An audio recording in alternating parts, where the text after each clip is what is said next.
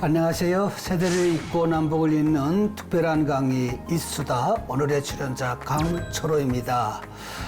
오늘의 강의는 탈북민들이 이 대한민국에 와서 자립하는 과정에서 흔히 겪고 있는 오해와 편견 그리고 문제점에 대해서 함께 나눠볼까 합니다.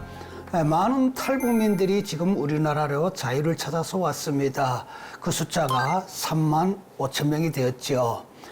우리 대한민국 사람들은 탈북민들 북한에 고향을 두고 부모 형제가 있음에도 불구하고 왜 지금 이렇게 목숨까지 걸면서 우리 대한민국으로 올까? 이런 오해들을 많이 가지고 있는 것 같더라고요.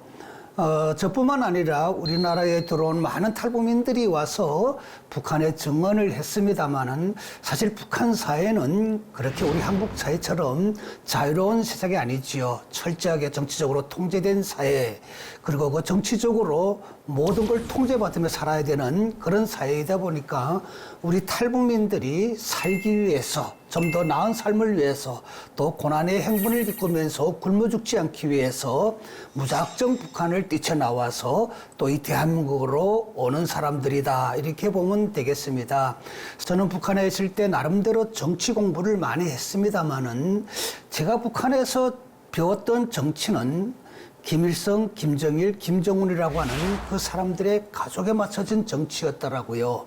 우리 한국에 와서 새롭게 제가 우리 역사를 공부하면서 깨달은 바가 우리 대한민국은 역사적으로 정말 우리 대한민국 사람들이 하나가 되어서 그리고 우리 역사적으로 됐습니다마는 외세를 한 번도 침략하지 않으면서 우리가 살아온 민족이었다 하는 것을 제가 한국의 역사를 통해서 배우게 되었습니다. 그런데 이런 민족이 일제 식민지를 겪으면서 36년 동안 일본 식민지하에 살다가 1945년 우리가 8.15를 맞으면서 우리가 독립을 하게 되었죠. 해방을 맞은 것이죠. 불행하게도 그 해방이 우리 대한민국에게는 자유민주주의라고 하는 이런 세상을 만들어졌습니다마는 북한에게는 또 김일성이라고 하는 공산화 체제를 만들면서 일제시대보다 더 악한 통치체제가 그 땅에 놓이게 된 것이죠. 그러다 보니까 북한에서 태어나서 사는 사람들이 그 정치적 그런 통제 속에서 좀 더 나은 자유를 위해서 오늘날 이렇게 목숨을 걸고 뛰쳐나온다는 것입니다. 저는 우리 대한민국 사람들이 좀 오해를 하지 말아야 될 부분들이 있다고 봅니다. 저도 지금까지 한국에서 살면서 많은 우리 한국 사람들에게 이런 질문을 받습니다. 북한에서 온 탈북민들이 어떻게 부모, 형제를 떠나서 그것도 고향도 다 버리고 혼자만 잘 먹고 살겠다고 그렇게 올 수 있었습니까? 이런 대답을 심심치 않게 받습니다. 그러나 여러분, 우리 북한에서 태어나서 우리 대한민국으로 오는 탈북민들 대다수가 한번 잘 먹고 잘 살아보겠다. 이런 생각만 가지고 온 사람들이 아니라는 점을 여러분 좀 이해를 해줬으면 좋겠습니다. 우리 탈북민들 그 세상에 태어나서 배우지 말아야 될 교육을 받았고 보지 말아야 될 것을 보면서 살아왔던 사람들입니다. 한 가지 실례를 들면은 저는 유치원 때 유치원 선생님으로부터 받은 첫 교육이 지금도 잊혀지지 않습니다. 유치원에 가서 선생님으로부터 제일 먼저 받은 교육이 너의 아버지, 나를 낳은 아버지죠. 나를 낳은 아버지와 어머니는 낳았을 따름이고 너를 끝까지 지켜주고 보호해주고 너 성장하는 과정에도 너를 은혜롭게 너를 인도하시는 분이 바로 내가 있을 때 살아있었던 김일성 위대한 장군님이다. 그러면서 그 위대한 장군님을 위해서 끝없이 충실한 아들, 딸이 되어야 된다. 이 교육을 어린 나이에 제일 먼저 받았습니다. 그런데 저는 좀 진취심이 있어서 그러는지 선생님의 그 첫 교육에 너무 우구심이 많이 갔습니다. 아니, 집에서는 항상 아버지, 어머니가 우리가 너를 낳았으니까 부모에게 항상 효도하는 자식이 돼야 된다. 이런 말씀을 해주셨는데 유치원에 가니까 선생님이 나를 낳은 부모는 낳았을 따름이고 끝까지 보호해주는 분은 위대한 장군님이다. 그 장군님을 위해서 끝없이 충실한 아들, 딸이 되라. 이 말에 혼돈이 갔습니다. 그런데 제가요, 집에 가서 그날 아버지에게 물은 적이 있습니다. 그 교육이 하도 이상해서 아버지, 오늘 유치원에 갔더니 선생님이 아버지 어머니는 나를 낳았을 따름이고 나를 끝까지 지켜주시는 분이 위대한 장군님이다. 그래서 위대한 장군님께 끝없이 충실한 아들, 딸이 되라고 그렇게 말씀하시던데 이게 맞는 겁니까? 했더니 이게 웬일입니까? 그건 잘못된 교육이야. 이렇게 말할 줄 알았는데 우리 아버지도 맞다는 것입니다. 선생님 말씀을 잘 듣고 선생님 말씀대로 장군님께 끝없이 충실한 아들, 딸이 돼야 된다. 저는 그 말씀이 지금도 잊혀지지 않습니다. 그런데 이 대한민국에 와서 이제야 그 아버지의 마음을 조금 이해할 수 있는 것 같습니다. 아마 이런 것이죠. 우리 아버지가 그날 아니야, 그건 거짓말 교육이야, 잘못된 교육이야. 너를 낳아준 아버지 어머니에게 효도하는 자식이 돼야 돼. 이렇게 제대로 말했더라면은 제가 혹 유치원에 가서 얘들아 우리 아버지가 말하는데 선생님 말씀이 거짓말 교육이래. 이렇게 말 실수라도 할까봐 우리 아버지가 그렇게 말하지 않았을까. 이리 지금에서나 그렇게 생각이 든다는 겁니다. 자, 이런 환경 속에서 우리 탈북민들이 살아왔습니다. 또 어른이 되면서 우리가 그 받았던 교육의 형평성을 조금 정치적으로 이해하면서 그게 완전히 우리의 마음에 심어지는 것이 아니라 오해와 갈등 속에서 우리는 더 몸부림치게 된 것이죠. 그러다 보니까 우리 탈북민들이 태어나고 그 땅에 부모 형제가 있음에도 불구하고 목숨 걸고 죽기를 각오하고 이 대한민국으로 온다는 사실입니다. 저는 이 대한민국에 좀 일찍이 왔습니다. 제가 91년도에 탈북을 해서 중국에 한 7년 머물다가 97년도에 우리 대한민국에 들어왔습니다. 지금 우리 대한민국에 와서 제가 거의 한 28년을 살고 있습니다. 그리고 북한에서 26년을 살았습니다. 한국에서 조금 더 오래 살았죠. 제가 이렇게 두 체제를 경험해 보면서 와, 우리는 반드시 통일돼야 되겠구나. 우리 민족은 하나의 민족이다 하는 것을 뼈저리게 느낍니다. 우리가 정말 대한민국 국민으로서 우리 민족을 사랑하는 마음이 있다면 우리는 어떤 환경 속에서도 통일을 빨리 만들어가야 됩니다. 그런데 그 통일이 너무 멀게만 느껴집니다. 분단 80년이 되어옵니다. 저는 이 80년이 되어오는 이 시점에서 왜 우리는 이렇게 갈등하면서 그것도 정치적으로 이런 오해와 갈등을 하면서 서로 이렇게 분단되어 살아야 되는가. 이걸 우리가 좀 서로 허심탄회하게 좀 생각을 해봤으면 좋겠다는 마음이 듭니다. 여러분, 정치하는 사람들은 정치적 목적 때문에 우리 고유한 민족임에도 불구하고 그 민족의 생각은 별로 하지 않는 것 같습니다. 그러나 우리 서로 북한의 주민들과 우리 대한민국 국민들이 이 생각의 점을 좀 좁혀간다면은 우리가 통일을 만들어갈 수 있지 않을까, 저는 이런 생각을 해봅니다. 자, 탈북민들이 낯선 곳에 저게 왔습니다. 우리 대한민국 땅에 왔습니다. 우리가 이렇게 정치적으로 다른 세상에서 살다 보니까 우리 똑같은 언어를 쓰면도 불구하고 똑같은 민족임에도 불구하고 우리가 여기 한국에 와서 우리가 정착을 하면서 겪는 에피소드가 많다는 것입니다. 제가 왔을 때, 97년도에 제가 왔을 때에 우리나라에 북한에서 좀 탈북해 온 사람들이 한 1000여 명이 될까 말까 하던 그런 때였습니다. 많이 알려지지도 않았죠. 그래서 우리 대한민국 국민들은 북한에서 온 사람들을 조금 대단하게 볼 때였죠. 자, 이럴 때 저는 한국에 왔는데 저도 이 한국에 오니까 별 세상계 같이 느껴지더라고요. 북한하고 전혀 다르더라고요. 제일 내가 한국에 와서 감동받았던 것이 하고 싶은 말 마음대로 한다는 것, 가고 싶은데 마음대로 간다는 것. 자, 이게 너무 도저히 제가 이게 이해가 되지 않았습니다.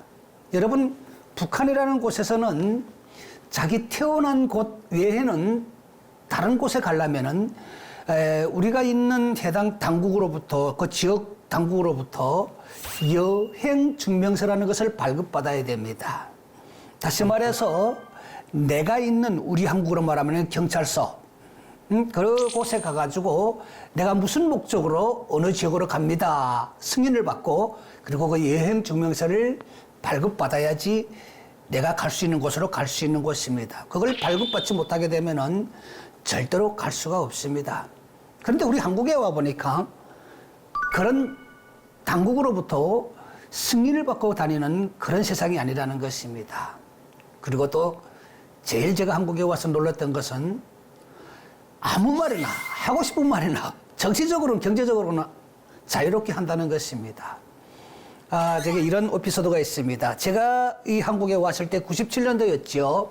여러분 97년도에는 공교롭게도 IMF 시대였습니다. IMF가 와가지고 우리나라가 많이 혼란스러웠죠. 어느 날 집 밖에 나왔는데요. 할아버지들이 나이 드신 분들 할아버지들이 한 6, 7명이 앉아서 아주 재밌게 얘기를 하더라고요. 제가 남조선 사람들 북한에서 왔지 않습니까? 이렇게 남조선 사람들이 여러 명이 앉으면은 어떤 대화를 할까 너무 궁금해졌습니다. 근데 그분들이 이런 얘기를 나누더라고요. 그 IMF에 대해서 얘기를 나누는 겁니다. 와, 이 나라가 이게 지금 어떻게 되는 거냐? 이제 경제적으로 어려워서 너무 힘들다. 이러다가 우리 나라가 망하는 거 아니냐? 이런 말을 서로 주고받으면서 이 책임을 대통령에게 떠넘기더라고요. 김영삼 대통령이 잘못해서 IMF가 왔다. 자, 여러분 이 말은 북한에서는 감히 할 수 없는 얘기입니다. 나는 그 얘기를 듣고 깜짝 놀랐습니다. 와, 이 남조선에 무슨 반동들이 이렇게 많나? 나는 이렇게 생각을 했습니다. 북한처럼 생각하고. 그래서 나는 자연스럽게 북한처럼 생각하고 이 반동들을 신고해야 되겠다. 그래서 제가 동네에 있는 공중전화에 가서 신고를 했습니다. 112에다. 그 신고센터에서 전화를 받는데 112 신고센터입니다. 무엇을 도와드릴까요? 아주 친절하게 대하더라고요. 여기 지금 반동들이 있다고요. 빨리 잡으러 오세요. 저는 긴장한 마음으로 얘기했죠. 근데 그분들이 제 이야기를 잘 알아 못 듣더라고요. 뭐라고요? 그래서 제가 내가 북한말을 써서 잘 못 알아듣나. 그래가지고 제가 다시 이렇게 신고를 했습니다. 여기 지금 간첩들이 있어요. 그랬더니 대번에 그분이 간첩이요? 그게 어디입니까? 아주 긴장해가지고 자세하게 신고를 받더라고요. 그래서 제가 여기 아무동 어디입니다 했더니 경찰들이 정말 빠르더라고요. 한 5분이 조금 지났을까 했는데 경찰차가 사이렌을 울리면서 우리 동네에 왔습니다. 저는 완전 범잡은 포시죠. 제가 오히려 경찰차를 향해서 달려나가서 경찰차를 세웠죠. 그랬더니 경찰관 2분이 내리는데 저에게 다가와서 이제 신고한 분입니까? 그러더라고요. 그래서 제가 신고한 사람입니다. 그래서 제가 여차 이제 그 현황에 대해서 말씀을 드렸습니다. 그랬더니 그 경찰관이 그 간첩들 어디 있으면 빨리 잡으러 갑시다. 이래야 정상적이지 않겠습니까? 그런데 내 말을 듣고 보더니 한참 저를 쳐다보는 겁니다. 그러면서 저보도록 신분증을 제시하라 그러더라고요. 저는 여기 한국에 와서 국적을 받았으니까 제 주머니에 제 지갑에서 신분증을 제출했습니다. 한참 보더니 우리 국민이 맞는데 하면서 자기끼리 뭐라 그러더라고요. 그래서 제가 탈북민이라는 사실을 이 사람들이 몰라서 북한말을 쓰니까 이상해서 그러나 그래가지고 제가 탈북민입니다. 북한 이탈주민입니다. 북한에서 왔습니다. 이렇게 제 사실을 고백했죠. 그랬더니 경찰관님이 그때서나 북한에서 오셨군요 하더니 얼굴에 웃음을 띠더니 저를 한참 쳐다보시더니 저에게 이런 말을 하더라고요. 북한에서 오셔서 잘 몰라서 그래 있는데요. 우리나라에서는 대통령을 요구를 했다고 잡아가지 않습니다. 이런 말을 하더라고요. 저는 깜짝 놀랐습니다. 여러분, 북한에서는 김일성, 김정일, 김정은 이 사람들 존칭어를 부르지 않고 이름만 불러도 큰일 납니다. 그런데 대통령을 아주 비난한 사람들을 신고했는데 잡아가지 않는다니 저는 도저히 믿겨지지 않았습니다. 그리고 경찰관님들이 그러더라고요. 여기는 북한이 아닙니다. 여기는 대한민국입니다. 우리 대한민국에서는 자유롭게 말할 수 있습니다. 와, 그때 제가 엄청난 충격을 받았습니다. 이 대한민국에 와서. 제가 이게 대한민국을 시작하면서, 제 삶을 시작하면서, 국민으로 살아가면서 제일 큰 충격을 받은 나의 현실입니다. 자, 이렇게 저는 대한민국 삶을 시작했습니다. 그리고 저뿐만 아니라 우리나라에 온 탈북민들이 다양하게 우리 한국 사회를 적응하면서 여러 가지 갈등을 겪습니다. 모르기 때문에 북한처럼 살아오는 체제에서 살아왔던 사람들이 이런 낯선 곳에 살아오면서 겪는 당연한 아픔이죠. 우리 북한으로 온 한 탈북민이 여기 와서 겪었던 에피소드입니다만은 이분이 식당에 가게 되면은 항상 2인분 주세요. 뭐 삼겹살 집에 가도 2인분 주세요. 또 어디 가게 되면 2인분 주세요. 이런 말은 우리가 자유롭게 하지 않습니까? 그런데 한 탈북자가 자기 아들과 함께 버스로 올랐는데 버스를 타야 되는데 버스 카드 찍는 거는 하나원에서 다 배워가지고 나왔으니까 카드를 찍는데 운전 기사에게 버스 기사에게 아저씨 2인분이요 이렇게 얘기했는데 그 버스 기사 아저씨가 아니 여기가 뭐 삼겹살 집이에요? 하면서 면박을 주는데 그 버스에 타던 사람들이 다 자기를 쳐다봐서 정말 창피를 당한 적이 있다는 우리 탈북민의 얘기도 있습니다. 이런 탈북민들이 겪는 많은 오해 또 그것 때문에 우리 대한민국에서 그 국민으로 살아가면서 그들이 참 당했던 수치 그걸 보면서 자립이라는 것은 너무 힘든 것이구나. 또 우리가 이렇게 낯선 곳으로 왔는데 우리가 자립하는 것이 참 힘들다 하는 생각을 하고 우리 탈북민들에게 필요한 자립을 위해서 센터를 만들어야 되겠다. 이렇게 결심하고 제가 2004년도에 지금의 탈북민 자립지원센터를 만들었습니다.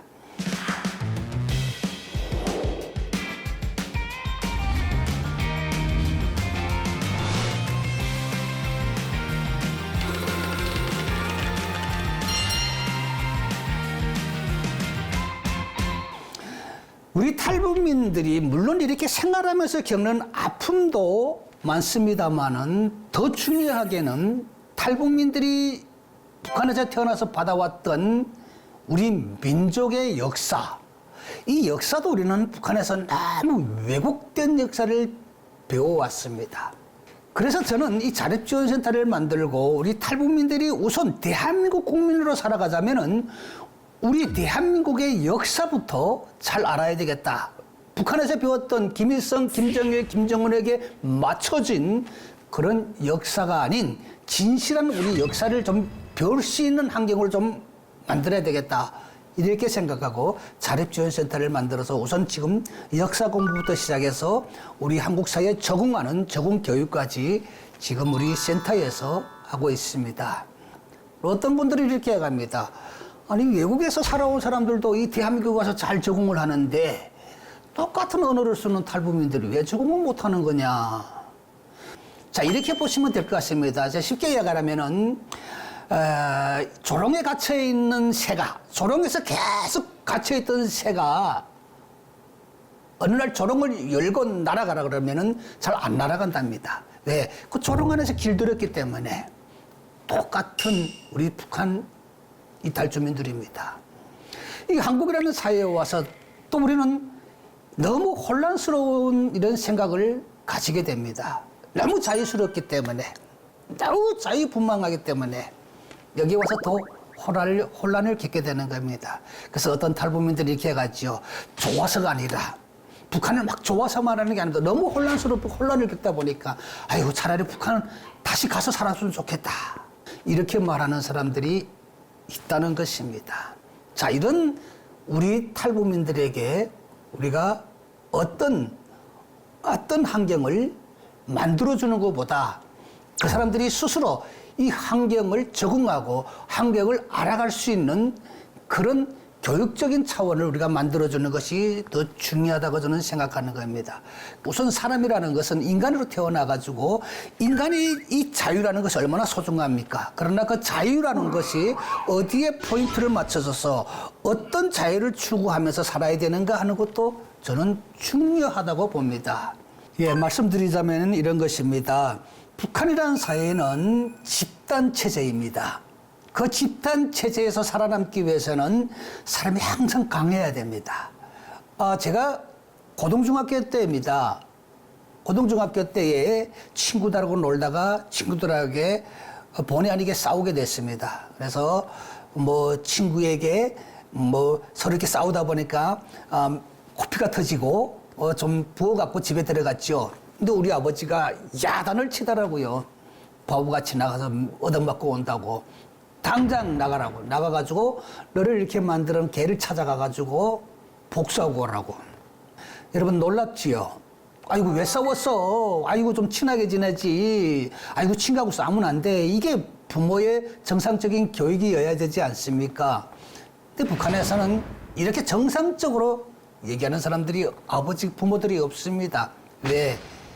그 통제 세상에서, 집단 세상에서 살아남기 위해서는 강해야 된다는 것이 북한 아버지 어머니들의 주장입니다. 자, 저는 이렇게 북한에서 아버지로부터 통제 세상에서 살아남기 위해서 강해야 된다고 하는 생각을 가지고 왔습니다. 제가 이 한국에 와서 결혼을 했습니다. 자, 우리 대한민국 여성하고 결혼해서 아들을 낳았습니다. 우리 아들이 어릴 적에 유치원에 다닐 때에 우리 집사람이 우리 아들을 준비해서 학교를 보낼 때 제가 거들었지요. 너 학교 가서 기죽지 말고 살아. 누가 너를 건드리면은 가만히 있지 마. 강하게 반항해. 그리고 누가 하나 때리면은 같이 때려. 저는 그게 자연스럽게 아들에게 한 얘기인데 우리 집사람은 우리 대한민국에서 태어난 여성이지 않습니까? 그날 나에게 아주 큰 야단을 치더라고요. 애에게 무슨 교육을 시키는가고, 아버지라는 게 어떻게 그런 교육을 시키는가고 야단을 치더라고요. 도저히 저는 이해가 되지 않더라고요. 내가 북한에서 그렇게 교육을 받아왔는데, 그리고 세상이 얼마나 험합니까? 거기에 반항을 해야죠. 근데 우리 집 사람은 그러더라고. 아니야. 오늘 학교 가서 친구들하고 아주 친하게 잘 싸우지 말고 친하게 지내다 와야 돼. 이렇게 교육을 시키더라고요. 그래서 제가 도대체 이 남조선 교육은 도대체 어떤 교육이냐. 저는 의구심을 그때부터 많이 가졌습니다. 그런데 곰곰이 생각해 보니까 여러분 생각해 보십시오. 제가 아들에게 한 얘기가 정상적입니까? 우리 집사람이 우리 아들에게 한 것이 정상적입니까? 자, 우리 집사람이 우리 아들에게 한 말이 지극히 정상적인 것이죠. 자, 이런 혼돈을 우리도 지금 똑같이 겪고 있다는 겁니다. 그리고 또 한 가지입니다. 저는 신학대학을 한국에 와서 공부를 했습니다마는 제가 신학대학을 다닐 때 동기들이 있었으니까 점심에 되게 되면은 동기들과 같이 밥을 먹으려 식사하려 많이 나왔죠. 공부 끝나고 잠시 점심시간에. 제가 또 특별히 고향이 함흥입니다. 학교 앞에는 함흥 냉면집이 있었습니다. 어떤 친구가 그러더라고요. 냉면 먹으려 가자고. 저더러 고향이 함흥이지 않는가 하고 고향 냉면이 학교 앞에 있다고 가자고. 그래서 그때 5명의 친구들과 같이 냉면을 먹으려 학교 앞으로 간 적이 있습니다. 그 함흥냉면집 주인이 그날따라 양복을 입고 그 문 앞에 서서 오는 손님들에게 어서 오십시오 하면서 가득히 인사를 하더라고요. 저는 앞에 좀 서서라도 들어갔으니까 별로 의심 없이 그냥 인사받고 예 안녕하세요 같이 인사하고 들어왔습니다. 그런데 제 뒤에 있던 여학생입니다. 뒤에서 들려오는 소리입니다. 아이고 사장님 오늘 양복을 차려입으니까 너무 멋집니다 하고 막 아양을 떨더라고요. 그러면서 이 학생이 이런 말을 하더라고요. 사장님 오늘 양복을 차려입으니까 배우 장동건 같습니다. 그러더라고요.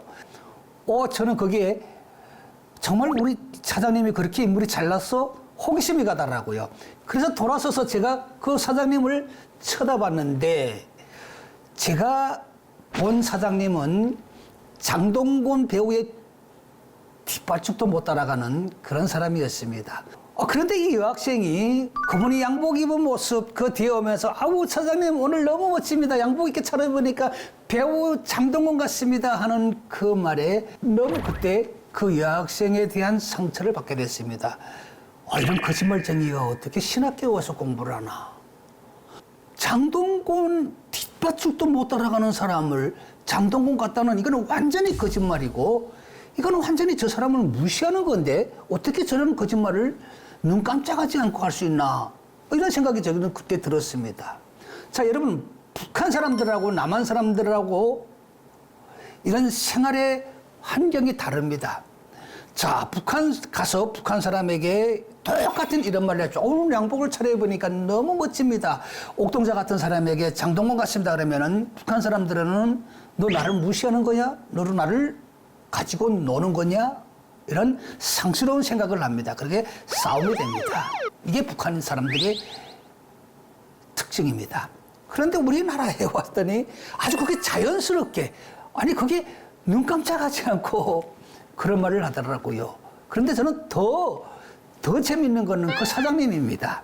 이 사장님이 웃으면서 입이 귀까지 째져가지고 냉면 사리를 하나 들고 와서 그 여학생을 주더라고요. 그래서 제가 또 한마디 더 했습니다. 사장님, 냉면 사리를 주려면 다 똑같이 줘야지 왜 그 여학생만 주는 겁니까? 했더니 사장님이 이렇게 말합니다. 내 마음이라고. 자기가 그 집 사장이라는 거죠. 자, 저는 그때요. 야, 이렇게 쓸데없는 대한민국 사람들이 있나? 이렇게 남 좋은 사람들이 이렇게 쓸데없나? 와, 저거는 완전 자기를 놀리는 것하고 같은 건데 자기 스스로 장동건의 뒷발짝도 못 따라하는 건 스스로도 알겠겠는데 그 자기를 데리고 노는 소리인데 저걸 저기에 저렇게 감동을 받아가지고 사리까지 주나? 나는 그때 그런 생각을 했습니다. 그런데 이 대한민국에서 살면서 보니까 와, 이렇게 가식적인 같은 표현을 너무 많은 사람들이 한다는 겁니다. 처음에는 그게 가식적이라고 생각했는데 내가 이 대한민국에 살아오면서 딱 느낀 거였습니다. 아, 이걸 우리가 먼저 배워야 되겠구나. 야, 이거는 이렇게 살아가는 생활 속에서 배워야 될 사람의 도리구나 하는 걸 제가 배웠습니다. 자, 뭡니까? 칭찬이 아닙니까? 남을 칭찬해주는 습관, 남을 칭찬해주는 바로 이런 생활 패턴을 우리 스스로 만들어가야 되겠다 하는 생각을 했습니다. 그래서 제가 자립지원센터를 만들고 지금은 특별히 남을 비난하는 것보다 남을 칭찬하는 습관을 우리 스스로 키워가자. 이걸 제가 계속적으로 강조하고 있는 것입니다. 이 센터를 운영하면서 우리 탈북민들이 몰랐던 것을 생활 속에서 하나하나 배워가는 것을 저는 너무 긍지스럽게 생각합니다. 이게 어떻게 보면 되면은 남과 북 사람들의 다른 체제에서 살아왔던 사람들이 서로 마음과 마음을 하나로 잇는 바로 그게 우리의 민족성이 아닐까 저는 이런 생각을 해봅니다.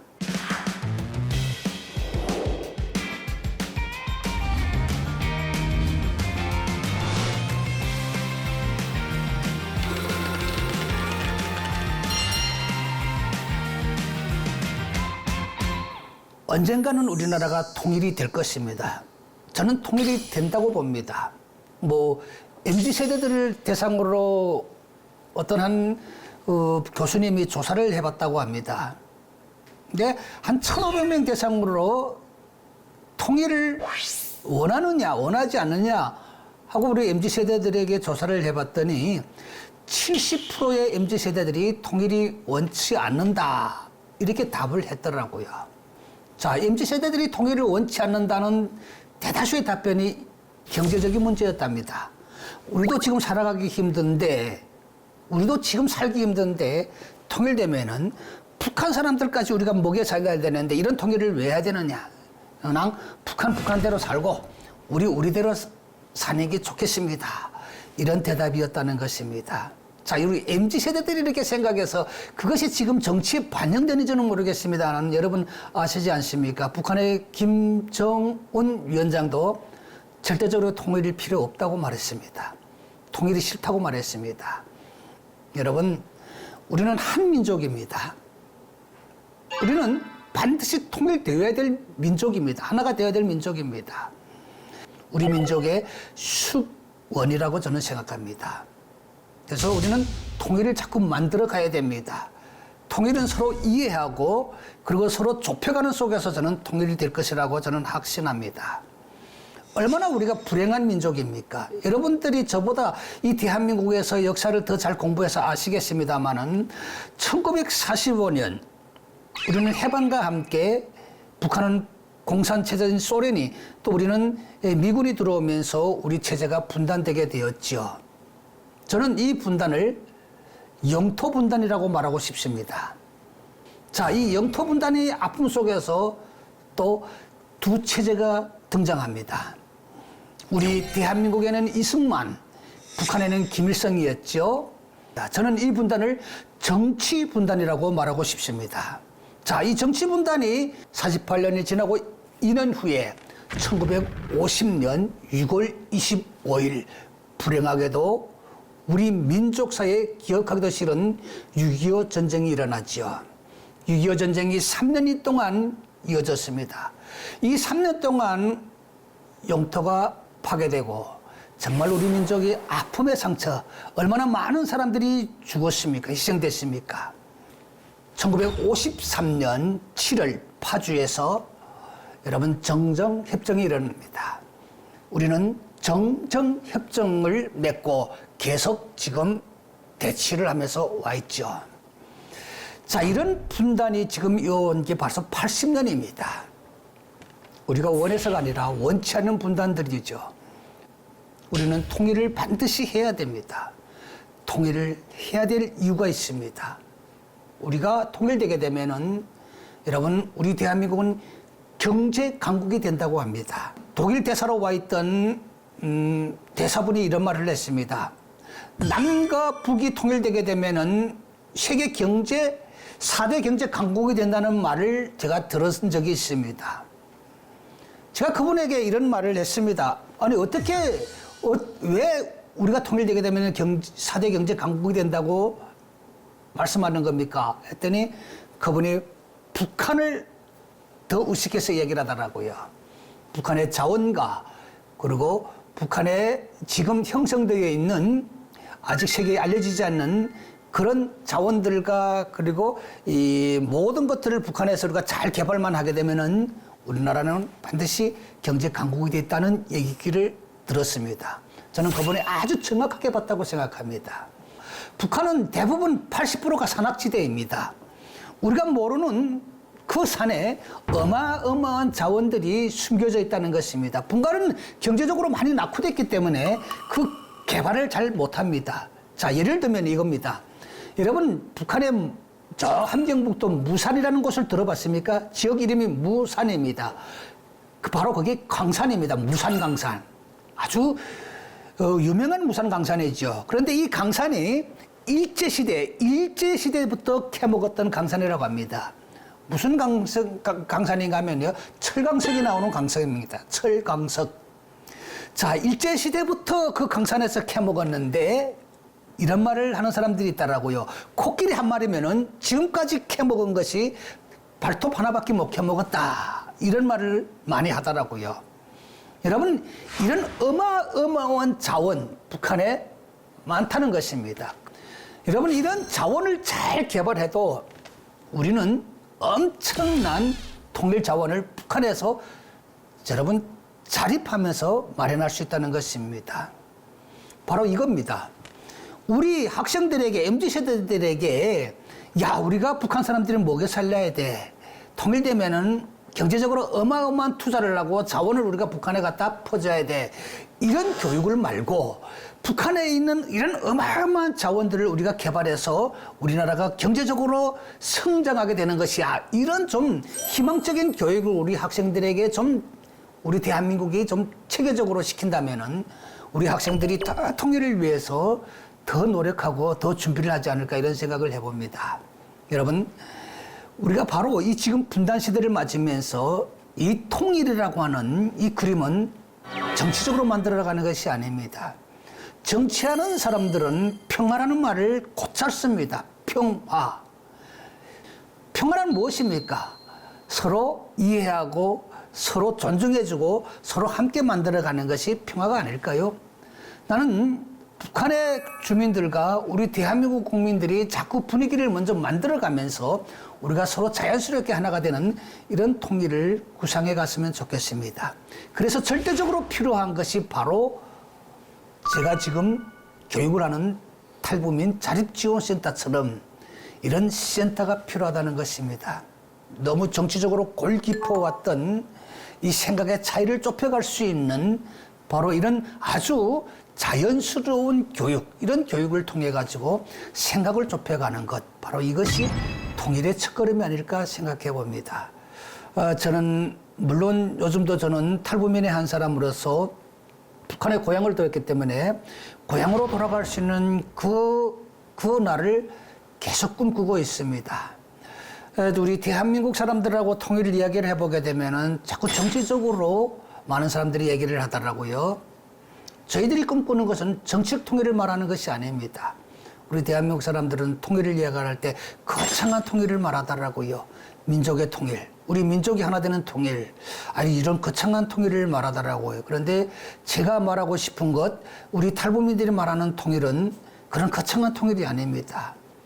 빨리 북한의 문이 열려서 우리도 고향에 돌아가서 부모, 형제를 만나는 지극히 정상적인 바로 이런 통일을 우리는 말하는 것입니다. 그래서 이런 통일을 만들어가기 위해서 우리 탈북민 자립지원센터에서 앞으로도 계속적으로 우리 탈북민들이 겪는 아픔, 그리고 우리 대한민국을 먼저 알아갈 수 있는 그런 환경을 저희들이 교육시켜 나갈 것입니다. 더 중요하게는 북한 사람들이 그 고립된 세상에서 정치적으로 아주 길들여진 그런 사람들이 이 민주주의라고 하는 사회를 이해하고 민주주의 사회 속에서 인간이 성장해 갈 수 있는 그런 자립을 준비해가는 것이 더 중요하기 때문에 우리 탈북민들이 먼저 배워야 될 교육들이 더 많다고 저는 생각해서 자립지원센터가 중요하다고 바라봅니다. 이런 자립지원센터를 통해서 통일의 문이 조금 열려가고 함께 만들어가는 그런 날이 올 줄로 믿습니다. 저는 요즘 동서독 통일을 제가 많이 얘기를 합니다. 제가 동서독 통일을 요즘 많이 공부하고 있습니다. 근데요, 동서독 통일이 어느 날 갑자기 온 것이 아닙니다. 많은 사람들이 이런 얘기를 하더라고요. 독일은 시대를 잘 만났고 때를 잘 만났기 때문에 빨리 통일될 수 있었다, 이런 말을 하는 사람들이 있더라고요. 그런데 제가 통일을 공부해 보니까 아닙니다. 시기를 잘 만나서 그들이 빨리 통일된 것이 아닙니다. 여러분, 그들은 분단 속에서도 꾸준히 물밑에서 내통했습니다. 특히 탈동독인들이 자기들의 고향 동독에 끼치는 영향력이 대단했다는 것입니다. 대단했습니다. 그리고 서독 정부가 한 것이 아니라 서독의 민간단체들이 했던 통일운동이 있습니다. 프라이카이프 운동.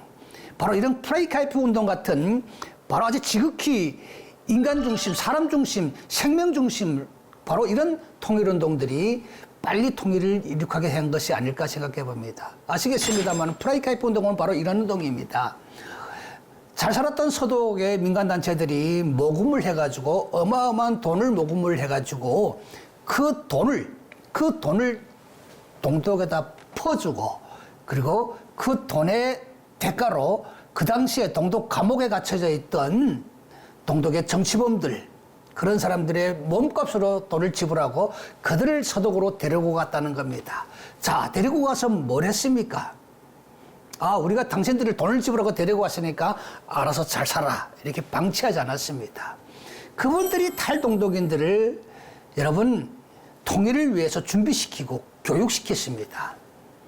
자, 거기서 교육을 받고 의식이 깨어난 바로 탈동독인들이 동독에다 자기 가족, 부모에게 영향력을 끼쳤다는 것입니다.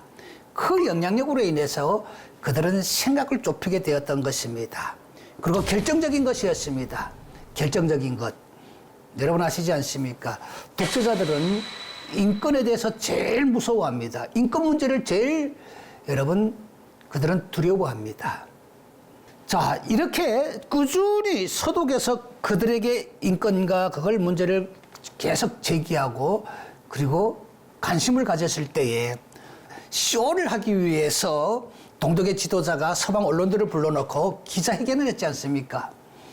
우리도 이제부터 여행의 자유를 허용할 것입니다.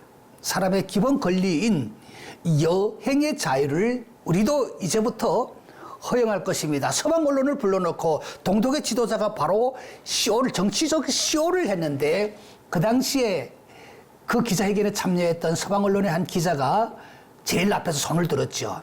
시작을 언제 할 것입니까? 그 여행의 자유를 언제부터 시작할 것입니까? 했을 때 이 정치 지도자가 오늘부터, 지금 이 순간부터라는 아주 충격적인 말을 냈을 때, 그 말을 들은 동독 사람들이 자유다 하고 일어났습니다. 일어나서 그들이 한 손에는 꽃갱이, 한 손에는 망치를 들고 베를린 장벽으로 몰려가서 그들의 손으로 베를린 장벽을 무너뜨린 것이 바로 동서독 통일입니다. 저는 이 통일은 동서독 사람들이 사람의 기본 권리인 자유에 대해서 그들이 집요하게 서로 생각을 나누는 속에서 이 통일이라고 하는 것을 그들이 만들어가지 않았을까. 이 통일이, 자연스러운 통일이 그렇게 되어지지 않았을까 생각해 봅니다. 우리가 서로 통일을 만들어 간다는 게 정치적 현황들이 자꾸 개입되다 보면은 우리가 쉽지는 않습니다. 그러나 서로 우리의 생각과 그리고 우리들의 언어와 우리들의 습관을 좁혀가면서 서로 사람의 근본적인 통일을 우리가 서로 생각하고 만들어 간다면은 우리 대한민국에도 반드시 통일이 올 줄로 믿습니다. 자립지원센터를 통해서 통일을 만들어간다, 이 말씀은 아닙니다. 그러나 우리의 작은 걸음이 큰 걸음으로 변화되고, 그리고 우리 앞에 놓인 높은 계단이 한 계단 한 계단 올라가는 것처럼 우리가 계속적으로 한 걸음 한 걸음 가다 보면은 우리가 원하는 민족의 통일을 만들어갈 수 있다고 저는 생각합니다. 그래서 오늘 여러분 함께 통일을 만들어가는, 또 탈북민들의 자립을 위해서 함께 힘써주는 우리 모두가 되기를 간절히 바라는 마음에서 오늘 이 강의를 마칩니다. 감사합니다. 북한에서 오셨군요. 우리나라에서는 대통령을 요구를 했다고 잡아가지 않습니다. 여기는 북한이 아닙니다. 여기는 대한민국입니다. 그때 제가 엄청난 충격을 받았습니다. 남과 북 사람들의 다른 체제에서 살아왔던 사람들이 서로 마음과 마음을 하나로 잇는 우리의 민족성이 아닐까, 저는 이런 생각을 해봅니다.